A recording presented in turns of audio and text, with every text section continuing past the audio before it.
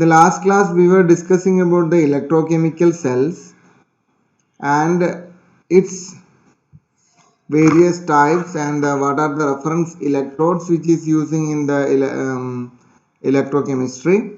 So in this part we are going to discuss about the conductors and the two types of conductors, that is electronic conductors and the electrolytic conductors. So you know a conductor is a substance that allows an electric current to flow through it, and you have learned about insulator. This is a substance which do not allow the electric current to flow through it.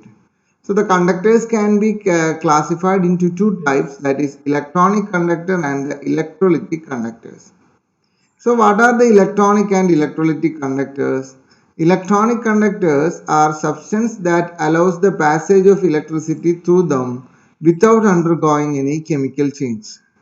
So here it is a flow of electricity is due to the flow of electrons, and any appreciable movement of matter does not accompany the flow of electricity. The examples are metals, alloys, graphite, etc.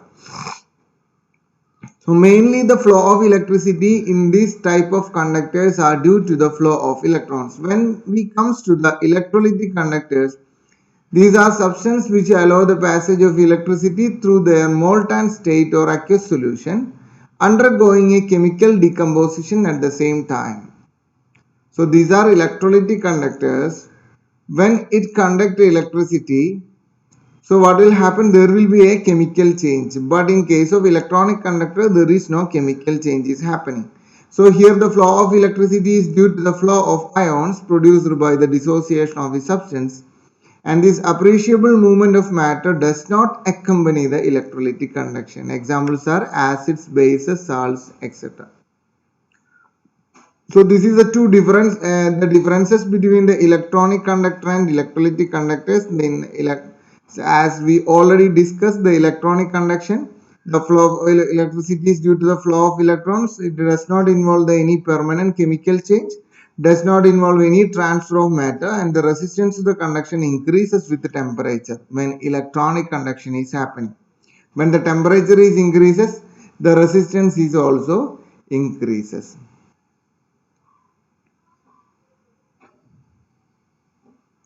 So when you come to the electrolytic conduction, it is the flow of electricity is due to the flow of ions, and it involves the decomposition of the substance, and it involves the transfer of matter, and the resistance to the conduction decreases with the temperature. So as we learned about the electrolytic conductors, we have to know what are the electrolytes.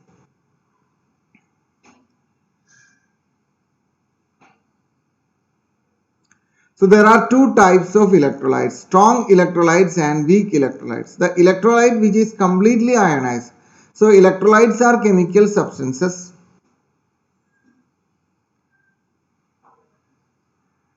which can be ionized in its solution state. So these substances are known as electrolytes. There are two types of electrolytes, strong electrolytes and weak electrolytes. Strong electrolyte ionize in aqueous solution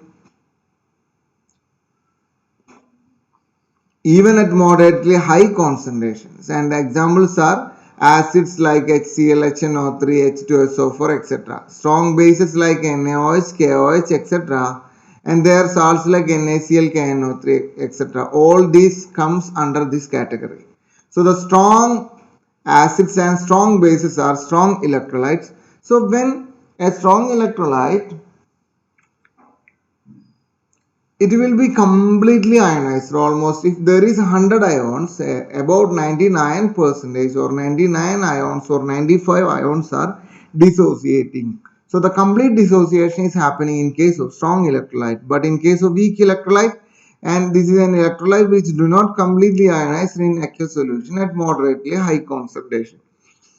So if you take 100 ions for a weak electrolyte, about 95% or 95 ions are undissociated. So these are only few number of ions are getting, or few number of molecules are getting ionized. These substances are called weak electrolytes.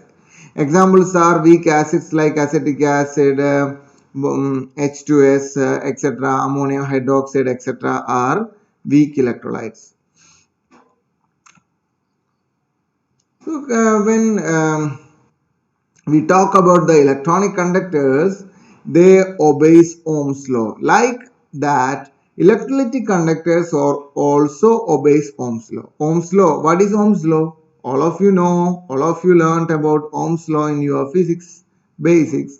When you learned in your plus 2 standard, you have a thorough idea about Ohm's law. Ohm's law states that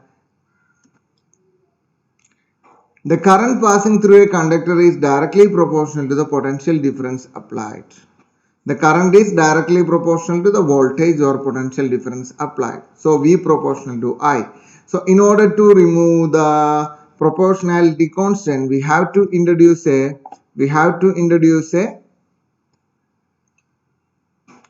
in order to remove the proportionality, we have to introduce a proportionality constant, and that constant is called R. So V equal to Ri or V equal to IR, and this or I can be I is equal to V by R. I is equal to V by R. This R is called resistance. This proportionality constant R is called resistance, and the SI unit for the resistance is ohm. OHM, or it is denoted by this symbol ohm.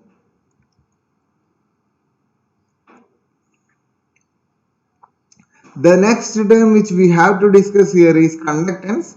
So what is conductance? Conductance. The inverse of the resistance is known as conductance, or the reciprocal of the resistance is known as conductance, and it is a measure of ease with which the current flows through it.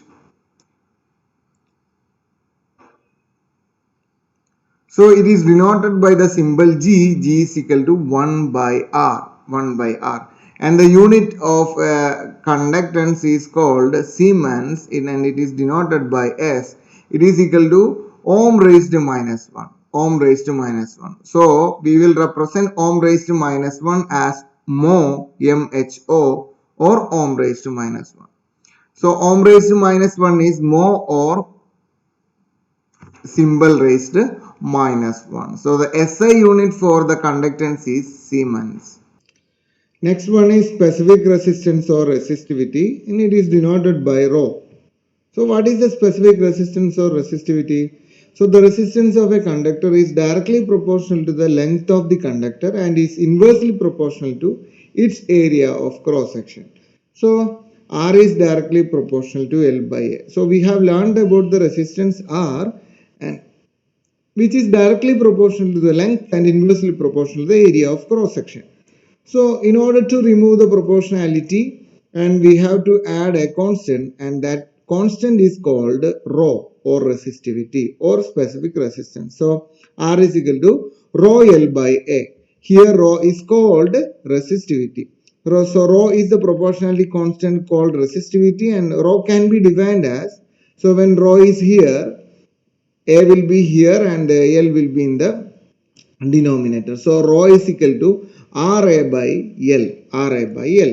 So we can define what is rho. If length L is equal to 1 meter or 1 centimeter, and area is equal to 1 centimeter square or 1 meter square, then what will happen? Rho is equal to R.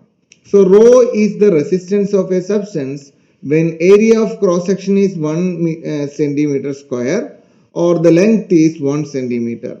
So this is the resistivity rho. So the resistivity is nothing but the resistance of a substance when length is equal to 1 centimeter and the area of cross section is 1 centimeter square.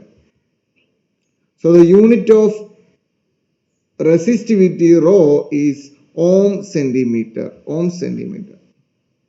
So the next one is specific conductance or conductivity. So this the previous one is called specific resistance. Here the specific conductance. So what is specific conductance or conductivity?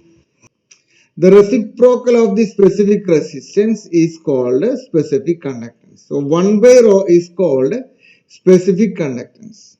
1 by rho is called specific conductance. So it is represented by the Greek symbol K, kappa.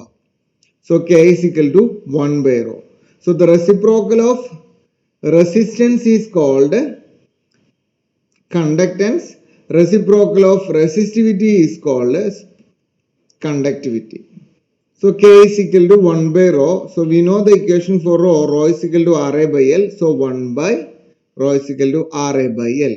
So L will be on the top side. So 1 by R into L by A. So we know 1 by R is equal to G. That is called conductance. So G is equal to 1 by R. So G into L by A. So K is equal to L by A into conductance. We can define K is equal to L by A into G is equal to conductance. So L by A into conductance. Again, if length is equal to 1 centimeter and the cross sectional area is 1 centimeter square, and then K is equal to G. So we are defining the conductivity kappa. Kappa is equal to nothing but it is the conductance when length is 1 centimeter and the area of cross section is 1 centimeter square. So the unit of SI unit of conductivity or specific conductance is SM raised to minus 1, Siemens raised to minus 1. Next one is equivalent conductance or lambda EQ. The equivalent conductance is the conductance of a solution containing 1 gram equivalent of a substance when placed between two parallel electrodes at 1 centimeter apart. So it is denoted by lambda EQ, and the equation for calculating the equivalent conductance is lambda EQ is equal to K into 1000 divided by N. Here K is the specific conductance kappa and N is the normality of the solution. So the unit of equivalent conductance is ohm raised to minus 1 centimeter square equivalent raised to minus 1 or S Siemens cm square centimeter square equivalent raised to minus 1. Another term is called molar conductance lambda m.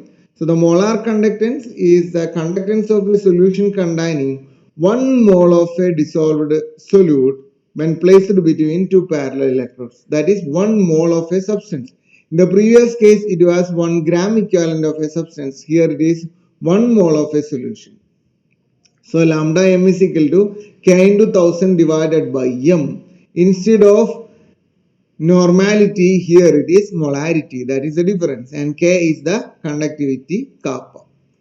So the equation is ohm raised to minus 1 centimeter square mole raised to minus 1 or SCM square mole raised to minus 1. So the next topic is the relation between, there is a relation between the equivalent conductance and molar conductance. Let us look into the, what is this relation. So lambda equivalent conductance, the relationship is equivalent conductance is equal to equivalent mass of the electrolyte by molecular mass of the electrolyte into molar conductance lambda m, or lambda EQ is equal to molarity of the solution divided by normality of the solution into lambda m. So this is the relation. Now the next one is cell constant. So what is a cell constant? So in the previous cases we have seen that length by area. That length by area is called cell constant. So cell constant is the ratio of the distance between the two electrodes in a conductivity cell to the area of the cross section of the electrode. So the ratio of the length to the area of cross section is called cell constant. So cell constant is equal to L by A. So we have K is equal to G into L by A. We have learned that kappa is equal to G into L by A, or the conductivity kappa is equal to G into L by A. So here so here we can say that G is the conductance. So L by A is called cell constant. So the conductivity kappa is equal to conductance into cell constants. SI unit of cell constant is called meter raised to minus 1. Now the next session is the problems of this particular session, and we will do it in the next session. Thank you all.